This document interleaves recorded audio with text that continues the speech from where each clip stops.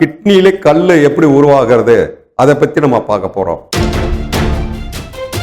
இதெல்லாம் வர காரணம் என்னன்னா, கல்லு கொஞ்சம் பெருசா இருக்கும் போது அது என்ன செய்யும், படி கட்டிட்டு காலையில உணவுக்கு முன்னாடி நம்ம குடிச்சோம்னா கிட்னியில் இருக்க கல்லு கரைஞ்சு மாவு மாதிரி என்ன செய்யும். எல்லோருக்கும் மாலை வணக்கம். இப்பொழுது அலங்காநல்லூரில் இருக்கும் கார்த்திகா பாரம்பரிய சித்த வைத்தியம் வருமாசான் என்எம் சாமி அவர்கள் கல்லடைப்பு, கிட்னியில கல்லு எப்படி உருவாகிறது அதை பத்தி நம்ம பார்க்க போறோம். கிட்னியில கல்லு உருவாகும், அதே மாதிரி பித்தப்பையில கல்லு உருவாகும். இப்ப நம்ம பார்க்க போறது கிட்னியில கல்லு எப்படி உருவாகுது, இந்த கல் உருவாக காரணம் என்ன, அதை பற்றி நம்ம விரிவாகவும் தெளிவாகவும் அதற்குரிய மருந்துகளும் நம்ம தெரிஞ்சுக்கிற போறோம். எல்லோருக்குமே இந்த கல் என்பது 20 வயசுல இருந்து 18 வயசுல இருந்து 40 வயது இருந்து 60 வயது இருந்து ஆண் பெண் இருபாலருக்குமே இந்த கல்லு உருவாகுது. இந்த கல்லு உருவாகுனா என்ன செய்யும் இந்த உடம்ப அப்படின்றது, இந்த கல்லு உருவாச்சுன்னா எப்படி நம்ம தெரிஞ்சுக்கிறது அப்படின்றத பத்தி நம்ம தெளிவாக பார்க்க போறோம். இந்த கல் என்பது மனிதனுக்கு சிறுநீரகம் அதில் இருக்கக்கூடிய அஸ்தங்கள் தங்கும் பொழுது நம்ம உணவுகள் சாப்பிட்ட விகிதச்சாரப்படி அதுல திரவங்கள் தங்கி நம்ம கிட்னியில் இருக்கக்கூடிய நீர்ப்பையில் அஸ்தங்கள் தங்குறதுனால ரசாயன கலவைகள் மூலமாக நம்ம உணவு உண்ணும் ரசாயன மருந்துகள் மூலமாகவும் நிறைய மருந்து மாத்திரைகள் எடுத்துக்கொள்ளும் போது அதுல இருக்கக்கூடிய ரசாயன கலவைகள் மூலமா இருக்கக்கூடிய அந்த உப்புன்னு சொல்லக்கூடிய அது என்ன செய்யுது, அந்த உப்பு சிறு துளி முதல் பெரிய அளவில் கடுகளவு மிளகளவு இந்த மாதிரி என்ன செய்யும், நெல்லிக்காய் அளவுல நம்ம ஒரு சிலருக்கு படிஞ்சிடும். அப்ப படிஞ்ச உடனே 5 cm 6 cm 7 cm என்றது கிட்னியில 2 கிட்னியுமே என்ன செய்யும், இந்த கல்லு உருவாகிறதுக்கு வாய்ப்பு இருக்கு. அதே மாதிரி பித்தப்பையில கல்கள் உருவாகிறது. நம்ம உடம்புல நீர் தேங்கியும் அஸ்தம் வெளியேறாம இருப்பதனாலையும் உடம்புல வாதம் பித்தம் உஷ்ணம் கூடுறதுனாலையும் என்ன செய்யும், நமக்கு அந்த பித்தப்பையில கல் வருது. இந்த பித்தப்பை கல் பெரிதாகி என்ன செய்யும், சிறிதா இருக்கும் போது நமக்கு எந்த பிரச்சனையும் செய்யாது. கல்லு கொஞ்சம் பெருசா இருக்கும் போது அது என்ன செய்யும், வாந்தி வரும், உமட்டல் வரும், 2 இடுப்பு விழா பக்கத்துல வலி வரும். இதுதான் அறிகுறி. இந்த அறிகுறியை பார்த்த உடனே என்ன செஞ்சனா நமக்கு ஒண்ணுமே வலி திடீர்னு என்ன செய்யும், கூடிரும். இந்த கூடும் போது நமக்கு என்ன செய்யணும்னு செய்யாது.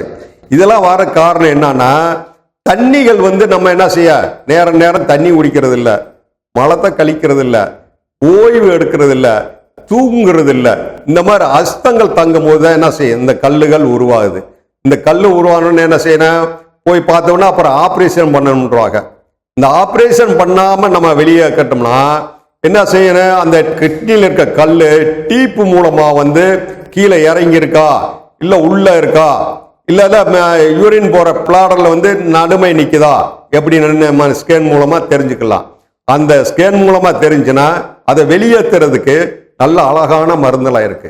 நம்ம என்ன செய்யறோம், கிட்னிக்குள்ள இருக்கு கல் இருக்கு, ஒரு 2 cm இருக்கு, ஒரு 5 cm இருக்குன்னா அழகான மருந்து நம்ம மூலிகை மருந்துல நம்ம இப்ப செய்ய போறோம். எப்படின்னா, சிறு நெரிஞ்சில் அந்த கீழே பார்க்கனா ரோட்டோரமா தரையா படர்ந்திருக்கும் நெரிஞ்சில், யானை நெரிஞ்சில்ல சிறு நெரிஞ்சில். இந்த சிறு நெரிஞ்சில என்ன செய்ய கொஞ்சம் போல தலையில எடுத்துக்கணும். 2வது என்ன செய்யணும், வெங்காயம் கொஞ்சம் எடுத்துக்கலாம். 3வது சிறு பிள்ளை என்ன சொல்லக்கூடிய அது ஒரு கைப்பிடி அளவு. 3மே எடுத்து நம்ம என்ன செய்யும், ஒரு 300 மில்லி தண்ணி அதுல போட்டு கொதிக்க வச்சு காலையில வடிகட்டிட்டு காலையில உணவுக்கு முன்னாடி நம்ம குடிச்சோம்னா கிட்னியில் இருக்க கல்லு கரைஞ்சு மாவு மாதிரி என்ன செய்யும், யூரின் போகும்போது ஃப்ரீயா போயிடும். அந்த எரிச்சல்லாம் குறைஞ்சிரும், அந்த கடுப்பு குறைஞ்சிரும். நீர் கஷ்டப்பட்டு வெளியேற கஷ்டப்பட்டு இருக்கும். அந்த கல்லு உருவாயிருச்சுன்னா கிட்னியில போச்சுன்னா கடுமையான வலி அந்த நீர் விடுற போது என்ன செய்ய கடுக்கும், வெளியே வராது. அம்மா அப்பான்னு கத்துற மாதிரி எல்லாம் வரும். எனக்கு எதுமோ செய்ய போகுது அப்படின்றலாம் இருக்கும். இந்த குடிச்ச 2 மணி நேரத்தில் என்ன செய்ய தானாக வந்து அந்த எரிச்சல் இல்லாம கடுப்பு இல்லாம ஃப்ரீயா என்ன செய்ய அந்த நீர் வந்து வெளியே வரும். இது உணவுக்கு முன்னாடியே சாயங்காலமும் இரவு உணவுக்கு முன்னாடியே இந்த மாதிரி கஷாயம் பண்ணி காலையிலையும் சாயங்காலமும் குடிக்கணும். அப்போ குடிக்கும் போது என்ன செய்யும் அந்த கல் வந்து மாவா கரைஞ்சு என்ன செய்ய வெளியேறும், வலி குறையும். இரண்டாவதாக கிட்னில இருந்து டீப்புக்கு வெளியே வந்துருச்சுன்னு வச்சுக்க அந்த கல் வந்து வந்தோடனே வலியை கொடுக்கும். அப்ப என்ன செய்யணும், இந்த மருந்து இல்ல யானை நெறிஞ்சின்னு சொல்லக்கூடிய யானை நெறிஞ்ச ஒரு பிடி அளவு அந்த தூர விட்டுட்டு அந்த தண்டு பகுதியில் இருக்கக்கூடிய அந்த மட்டும் வெட்டிட்டு வந்து ஒரு கைப்பிடி அளவு எடுத்து மேல பூச்சியெல்லாம் இருக்கு அந்த இலையில வந்து பூச்சி இருக்கு அரிப்பூச்சின்னு சொல்லக்கூடிய அந்த இலைகள்லாம் வந்து என்ன செய்யும் அதுல சாப்பிட்டுருக்கோம். அதை எடுத்து நல்லா உதறிப்பிட்டு காயோட பூவோடன்னு 2 லிட்டர் தண்ணி 2 லிட்டர் தண்ணியை எடுத்துக்கிட்டு 2 லிட்டர் 2.5 லிட்டர் பெரியவங்களா இருந்தா வச்சுக்கோங்க 2.5 லிட்டர் எடுத்துக்கலாம். 2.5 லிட்டர்ல எடுத்து அதில் நல்லா என்ன செய்யும் மந்திரிக்கிற மாதிரி அளப்புனீங்கன்னா விழுவிழுன்னு வந்துடும். அந்த விழுவிழுப்பு தன்மையை வந்து அந்த நெருஞ்சில் இருக்கக்கூடிய எஸ்ட்ராக் வந்து அதுல என்ன கரைஞ்சிரும். அந்த கரைஞ்ச 2 லிட்டரை வந்து வடிகட்டிட்டு காலை மதியம் மட்டும் அந்த 2 லிட்டரை கொஞ்சம் கொஞ்சமா என்ன செய்யணும் நம்ம குடிக்க ஆரம்பிக்கும். அந்த குடிக்கமுன்னா அந்த கிட்னில இருந்து வரக்கூடிய டீப்பு கீழே யூரின் போற பிளாடர்ல கீழே நடுமை நின்றுச்சுன்னா அதை என்ன செய்ய அந்த கல்லை ஊட்டிட்டு ஈஸியா என்ன செய்ய வெளியே வந்துடும். அப்ப கல்லுல இருந்து நம்ம என்ன செஞ்சிடலாம் கல்லை வெளியேற்றலாம். இதுக்கு போய் நம்ம ஆப்ரேஷன் பண்ண வேண்டியதில்ல ஒண்ணும் வேண்டியதில்ல. இந்த மாதிரி முறைகள் நம்ம செய்யறோம். அதுக்கு வெளியேறலையா அப்படின்னா வாழைத்தண்டு இருக்கு பார்த்தீங்களா, வாழைத்தண்டுல அந்த வாழையை நறுக்கிட்டு அதுல வந்து என்ன செய்ய தண்ணி ஊறுறமா இருக்கும். காலையில எடுத்து ஒரு ஸ்டார் எடுத்து நம்ம உறிஞ்சி காலையிலும் சாயங்காலம் உறிஞ்சினோம்னா அந்த நீர் உள்ள போகும்போது கிட்னியில இருக்க கல்லு கரைச்சு வெளியேறும். அதுக்கும் இல்லைன்னா வாழைக்கிழங்கு இருக்கு பார்த்தீங்களா, வாழைக்கிழங்கு எடுத்து நல்ல மண்ணை கழுவி விட்டு மேலே இருக்க தோலை சீவி விட்டு அந்த கிழங்கை வந்து மிக்சியில போட்டு அடிச்சு 1 லிட்டர் தண்ணியா எடுத்து காலை மாலை 2 நேரம் உணவுக்கு முன்னாடி குடிக்கும்போது அந்த கிட்னியில இருந்த கல்லும் சரி இந்த யூரின்ல வர டீப்ல இருக்க கல்லும் சரி ரெண்டுமே என்ன செய்யும் கரைஞ்சு வெளியேறுகிறோம். அப்ப ஈஸியான முறையில நம்ம என்ன செய்யறோம் இந்த கல்லை வெளியேற்றுறோம். இந்த கல்லை வெளியேற்றிட்டு நம்ம உணவு கட்டுப்பாடு இருக்கணும். திருப்பி என்ன செய்யும் நம்ம கண்ட பொருளை சாப்பிட்டோம், ரசாயன கலவை சாப்பிட்டோம், ஃபாஸ்ட் ஃபுட்டு சாப்பிட்டோம், உரப்பான பயிர் சாப்பிட்டோம், சரியா நீர் கழிக்கல, மலம் கழிக்கல, ரொம்ப நேரம் நீண்ட நேரம் உட்கார்றோம். இந்த மாதிரி செய்யும் போது என்ன செய்ய திருப்பி நம்ம கல்லு நம்ம உடம்புல உருவாகும். நம்ம சாப்பிட்ற உணவுல ரசாயனம் மூலமா உருவாக்கக்கூடியது தான் இந்த கல்லு ஸ்டோன் நம்ம கிட்னியில வரக்கூடிய ஒண்ணு. நிறைய பேர் என்ன செய்யறான் இன்னைக்கு எடுத்தா எனக்கு கல் இருக்கு 5 கல் இருக்கு 10 கல் இருக்கு 15 கல் இருக்கு இதை நான் ஆப்ரேஷன் பண்ணினேன் திருப்பி என்ன செய்யறேன் எனக்கு வந்துருச்சு சார் அப்படின்னு வராங்க.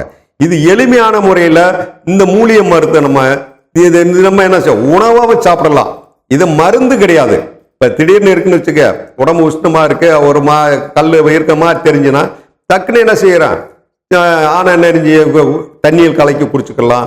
இல்லைன்னா சிறு நெறிஞ்சி எடுத்து அதோட வெங்காயம் போட்டு சீரகம் போட்டு கஷாயம் மாதிரி போட்டு சிறுபிள்ளை நம்ம என்ன செய்யறோம் பொங்கல் அன்னைக்கு நம்ம என்ன செய்யறோம் வீட்டில் சொருவோம் கண்ணுப்பிள்ளை செடின்னு சொல்லக்கூடிய அதுதான் என்ன செய்யற சிறுபிள்ளைன்றது. அதை எடுத்து வேரோட அந்த சமூலம் அதோட எடுத்து கஷாயம் போட்டு குடிச்சோம்னா இந்த கிட்னி இருக்க கல்லும் இதுல இருக்க கல்லும் என்ன செய்யும் ஈஸியா நமக்கு படுத்தலாம். குணப்படுத்துறதுக்கு அருமையான மருந்து இதுதான் வந்து நம்ம என்ன செய்ய கிட்னிக்கு வேண்டியது. அப்படின்னா உடம்பு இயற்கையாக நம்ம வந்து உஷ்ணத்தினால கூடுது வாதத்தினால கூடுதுன்னா கீழே நெல்லி அப்படியே எடுத்து சமூலமா எடுத்து நல்லா நெல்லிக்காய் அளவு நம்ம கரை நெல்லி இருக்கு பாருங்க பெருநெல்லி இருக்கு பாருங்க பெருநெல்லி அளவுக்கு எடுத்து அரைச்சு காலை இரவு 3 நாள் அன்றைக்கு மட்டும் என்ன செய்யலாம் உப்பு போடாம நம்ம சாப்பிடணும் உணவு சாப்பிடணும். அப்படி சாப்பிடும் பொழுது என்ன செய்ய அந்த குடல்ல இருக்க கிட்னியை வந்து குளிர்ச்சி ஆயிரும், அந்த வெப்பத்தை தணிக்கும், அந்த கபத்தை கொஞ்சம் குறைச்சிரும். அப்ப நல்லா பசியும் கொடுக்கும். நம்ம உடம்புல கிட்னியில் இருக்கிற இந்த அஸ்தங்கள் எல்லாம் வெளியேறும், நீர் வந்து ஃப்ரீயா போகும். நம்ம நீரை வந்து எப்பயுமே வந்து அடக்கக்கூடாது. ஆணும் பெண்ணா இருந்தாலும் என்ன செய்யறேன் நீரை நிறைய பேர் என்ன செய்யற அடைக்கிறோம். இந்த அடக்கும் போதுதான் மனிதனுக்கு என்ன செய்ய இந்த கிட்னில கல்லு உருவாகுது, கிட்னி சம்பந்தப்பட்ட போறது. 3வது என்ன நீரிழிவு நோய். இது வந்து என்ன செய்யலாம் நீர் இருந்தா நம்ம யூரின் போனாலும் முழுமையா வந்து மனிதனுக்கு போறது கிடையாது. என்னன்னா ஆணா இருந்தாலும் பெண்ணா இருந்தாலும் முழுமை என்ன செய்யணும், நீரை வந்து கடைசி இருந்து வெளியேற்றிடணும். அப்படி வெளியேற்றலைன்னா கொஞ்சம் என்ன செய்ய இருக்கும் போது என்ன அவசரத்தில் நம்ம போயிடுவான். அப்ப நம்ம உடைகள்ல வந்து என்ன செய்யும், லீக் ஆயிரும். அப்ப லீக் ஆகும் போது அதை நீர் வந்து பாதி நிக்குதுன்னு அர்த்தம். மனிதனுக்கு கழிவை ஏத்துறது கூட நேரம் இல்லாம என்ன செய்யறான், அவசர அவசரமா போய் என்ன செய்யறான், அது கழிச்சுட்டு நம்ம வெளியேறான். பாதி உடலுக்குள்ளேயும் பாதி வெளியேறும் போது இந்த மாதிரி பழக்க வழக்கங்கள் நம்ம இருக்கும்போது என்ன செய்ய, இதுக்குத்தான் நீ என்ன செய்ய கல்லு உருவாக்கு காரணம். இந்த கல்லு உருவானது என்ன செய்ய, பல தொந்தர்கள் உண்டு பண்ணும், நம்ம வலிகள் உண்டு பண்ணும், ஜெரிமானத்தை குறைக்கும், உடல் ஆரோக்கியத்தை கெடுக்கும். இந்த கிட்னி தான் நமக்கு என்ன செய்ய ஃபில்டர் பண்ணி கொடுக்கறது.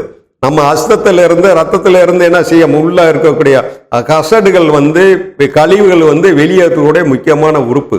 இந்த உறுப்புகள்ல வந்து இந்த இதுல என்ன கால் வந்து வீங்கிற யூரின் போலன்னு வச்சுக்க, அப்ப என்ன வீங்கிக்கிறோம். அப்ப என்ன செய்ய, கால் வீக்கம் வந்துடும், கணுக்கால் வீங்க ஆரம்பிக்கும், நடக்க முடியாது, சோர்வாகும், மயக்கம் வரும், படவடப்பு வரும், மூச்சு வாங்கும். இந்த மாதிரி சமயங்கள் என்ன செய்யும், இந்த கல்லு உருவாகினாலுமே இது பெரிய பாதிப்பு உண்டாகும். அப்ப என்ன கிட்னியில போய் கல்லை என்ன உடைக்க ஆரம்பிக்கும். லேப்ராஸ்க் முறையில் என்ன அவங்க எடுப்பாங்க. உடைக்காம நம்ம பாதுகாக்க இயற்கை முறையில அன்றாட மனிதன் வந்து வாழக்கூடியது. இந்த இயற்கை முறையில வாரத்துக்கு ஒரு முறை நம்ம என்ன செய்யலாம், கீழே நெல்லி சாப்பிட்டுக்கலாம். நெரிஞ்சில் பெருநெரிஞ்சில் அந்த தண்ணியில் கலந்து சாப்பிட்டீங்கன்னா இந்த மாதிரி இதுல கல்லுகள் உருவாகாது. அப்ப உருவாகி சாப்பிட்றதுக்கு முன்னாடியே நம்ம என்ன செய்யறோம், சாதாரண மருத்துவத்தை நம்ம பயன்படுத்த போது இந்த கல்லுல இருந்து நம்ம தப்பிச்சுக்கலாம். அனைத்து கல்லுகளுக்கும் இந்த ஒரே மருந்தே போதும். இதுதான் மருந்து. நம்ம ஈஸியான முறையில பயன்படுத்தி நம்ம இந்த கல்லு வராம பாதுகாத்து உடல் ஆரோக்கியமாக வேண்டிய எல்லாருக்கும் என்னுடைய அன்பார்ந்த வேண்டுகோளை இதனோட முடியுது.